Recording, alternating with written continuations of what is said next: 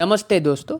जैसा कि आप सभी जानते हैं कि यह कोविड-19 पेंडेमिक एक देश से शुरू होकर पूरे विश्व में देखते ही देखते आज फैल गया है। इसी तरह एक देश के हालात अन्य देश पर भी देखे जा सकते हैं। कुछ दिन पहले श्रीलंका में इकोनॉमिक क्राइसिस हमने देखे, जिनका मेन रीज़न था बढ़ती हुई महंगाई, बेरोजगारी और भूखमरी।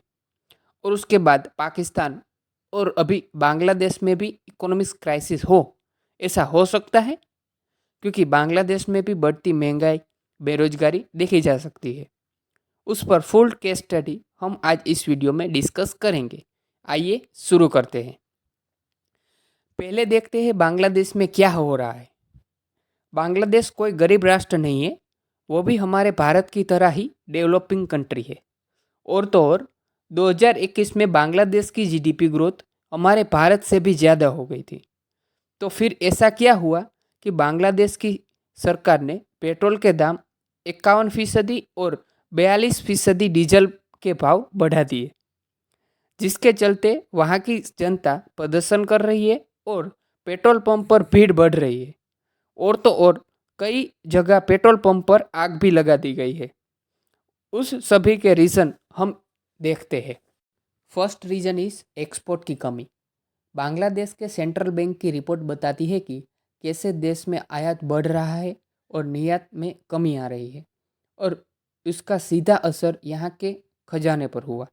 रिपोर्ट के मुताबिक जुलाई 2021 से लेकर मई 2022 के बीच 81.5 अरब डॉलर का आयात किया गया। अगर इसकी तुलना पिछले साल से की जाए तो आयात में 39% की बढ़ती देखी गई है। इसका असर यह हुआ कि बांग्लादेश ने दूसरों देशों से सामान मंगाने में ज़्यादा पैसा खर्च किया और अपने सामान का निर्यात कम किया।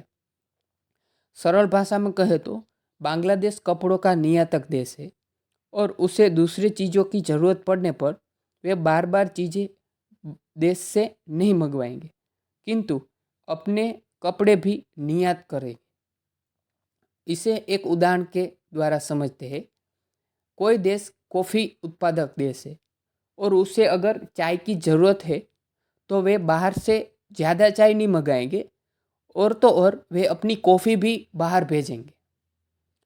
किंतु बांग्लादेश ऐसा नहीं कर रहा है और अपने निर्यात को बढ़ा नहीं रहा है, किंतु ये सौदा घाटे का है।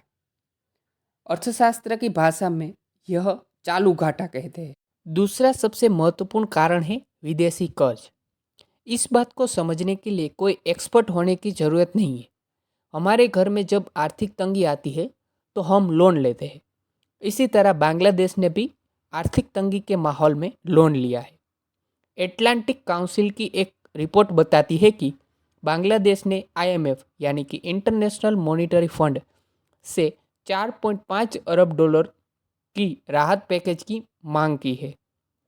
और तो और 2.5 से 3 अरब डॉलर की मांग जापान की एजेंसी JICA यानी कि जापान इंटरनेशनल कोऑपरेशन एजेंसी से भी की है।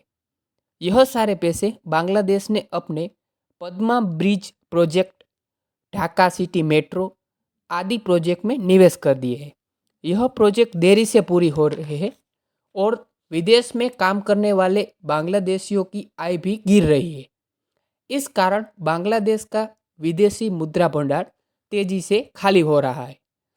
मुद्रा भंडार पर नज़र डालें तो पिछले साल जुलाई में 45 अरब डॉलर का था और 20 जुलाई 2022 को यह मुद्रा भंडार घटकर 39 अरब डॉलर का ही बच गया है। अगला कारण है बांग्लादेश की करेंसी टाका की वैल्यू में कमी। जिस देश की करेंसी की वैल्यू घटती है उस देश में महंगाई बढ़ जाती है, और तो और उस देश के लोगों को आर्थिक परेशानी का सामना भी करना पड़ता है। तो बांग्लादेश में भी वर्तमान में इसी परेशानी का सामना कर रहा है। अगस्त 2017 में बांग्लादेशी टाका एक यूएसडी के मुकाबले 78 बांग्लादेशी टाका था और अगस्त 2022 में यह 94 बांग्लादेशी टाका हो गया है। अब हम हमारे क्वेश्चन पर लौटे तो बांग्लादेश अगला श्रीलंका बनने जा रहा है? क्या हमें ये मान ले कि बांग्लादेश में भी इकोनॉमिक क्राइसिस चल रहे हैं या नहीं? तो उसका जवाब है नहीं, क्योंकि भले ही बांग्लादेश की महंगाई दर 40 साल के उच्चतम स्तर पर है, उसके बावजूद वह जून के महीने में 7.9% थी और वहीं श्रीलंका में 58.9% थी। और प्रधानमंत्री शेख हसीना ने दावा किया है कि विदेशी मुद्रा भंडार में गिरावट के बावजूद 6 से 9 महीने के आयात के लिए विदेशी मुद्रा भंडार उनके पास उपलब्ध है। आमतौर पर 3 महीने से कम मुद्रा भंडार बचता है तो वह अर्थव्यवस्था के लिए खतरनाक हो जाता है। ब्लूमबर्ग की रिपोर्ट के अनुसार बांग्लादेश की मुद्रा टका पिछले एक साल में डॉलर के मुकाबले 10% गिरी है, किंतु श्रीलंका की मुद्रा 44.5% गिरी थी। इससे हम यह कह सकते हैं कि कुछ दिनों में यह बांग्लादेश इससे उबर जाएगा और पहले जैसा हो जाएगा। आपको और जानकारी के लिए मैं नीचे डिस्क्रिप्शन बॉक्स में रेफरेंस दे दूंगा। एंड तक वीडियो देखने के लिए धन्यवाद।